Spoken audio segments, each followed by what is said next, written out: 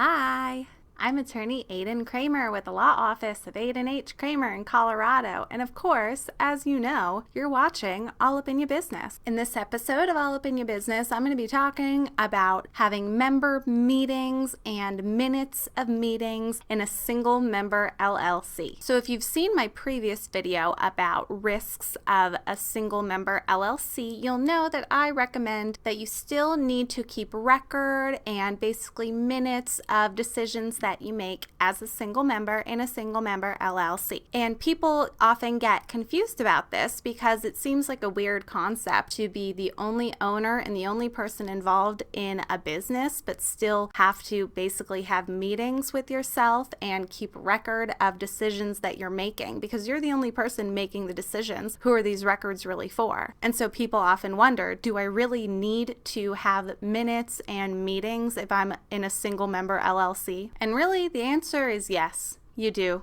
need to.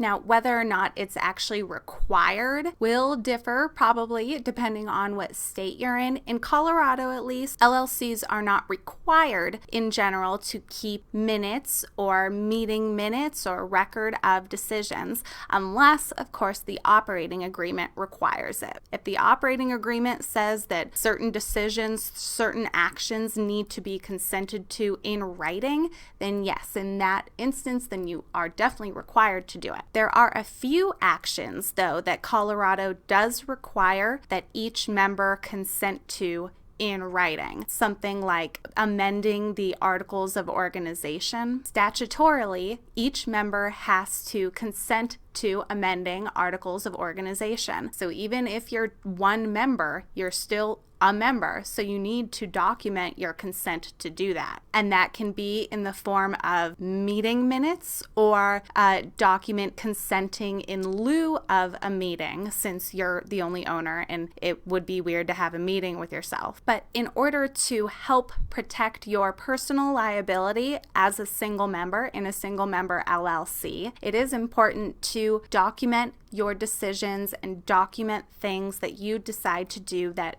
affect the business, because that's evidence of you running a real actual business. Because if you had business partners, you would probably be keeping record of these things and you would probably be having meetings and keeping minutes of those meetings. And so just because you're the single member doesn't mean you shouldn't have to keep those kinds of records. So if for nothing else than evidentiary purposes of you running a real legitimate business to protect your own personal liability, that is reason enough to just keep adequate documentation of transactions and decisions that you make for the business. So I hope that helped any of you who might be still a little bit confused about that topic. I know it can be kind of confusing and kind of strange, but basically, to summarize, just keep written records of important things you do with your business. If anyone has any more questions about that, you can comment them below. If you're in Colorado and you want to speak with me personally about your single member LLC or multi-member LLC or potential LLC, feel free to contact me. My phone number and email are below. And I will put a link to that